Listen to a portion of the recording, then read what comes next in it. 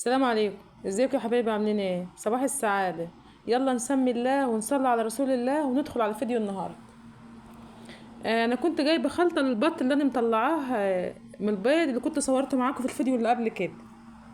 انا اكلته 15 يوم علف بادي، العلف اللي هو الناعم خالص. بعد 15 يوم بغير له العلف بقى. جبت له خلطه جبت له 4 كيلو تشيش الذره، 4 كيلو رده، 4 كيلو علف نص خشن، وهقلبهم على بعض. اعملهم خلطه حلوه كده وعبهم في حاجه اسحب منهم. طبعا لو عندك شويه عيش باقيين، فضلات اكل متبقيه، كل الحاجات دي بحطها له. مش برمي حاجه عشان حرام. باكلهم الخلطه دي زي شهر ونص كده، وبعد كده بغير لهم العلف خالص. في الفيديو برضو هنعمل ايه؟ هنعمل المحشي اللي هو محشي البصل. انا كان نفسي من زمان اجربه، وانا بشرش البصل بقيت الاقي البصله اللي هي لونها ابيض زي ما انتوا شايفين كده، وركنتها على جنب، شلتها على جنب. انا كان في دماغي من زمان ان انا اعمل محشي البصل ده. انا عملته مره قبل كده بس كان بصل من اللي هو لونه احمر. هقشره واديله شكه صغيره كده بالجنب بالسكين. الشكه دي ليه؟ عشان اما يتسلق يطلع مورق معايا، يطلع طبقات. الطبقات دي اللي انا هحشيها بقى. اغلي شويه ميه على النار واحط البصل فيه.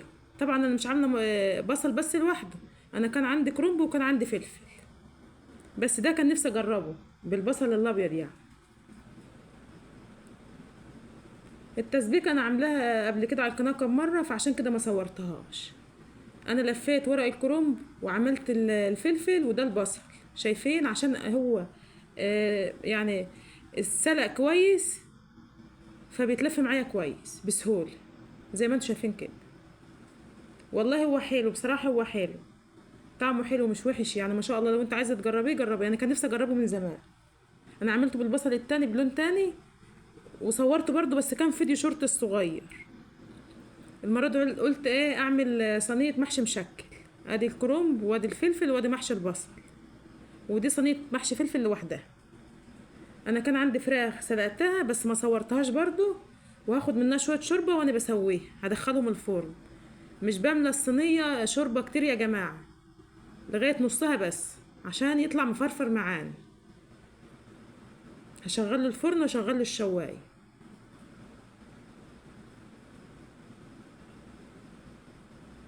بالشكل ده كده. ما شاء الله الوش طالع متحمر كويس ومستوي كويس جدا كمان، المحشي الصينيه دي والصينيه دي.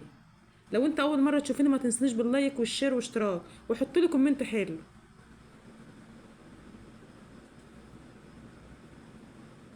زي ما احنا شايفين كده ما شاء الله طالع زي الفل.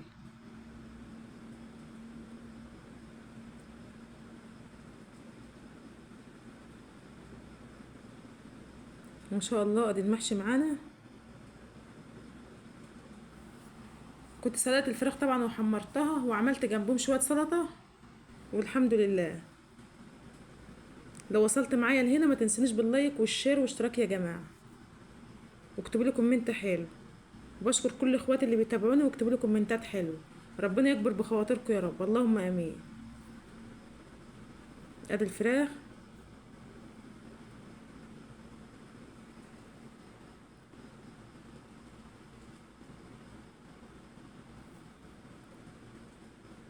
وادي كمان السلطه. انتوا وصلتوا كده لغايه هنا ما تنساش باللايك والشير واشتراك.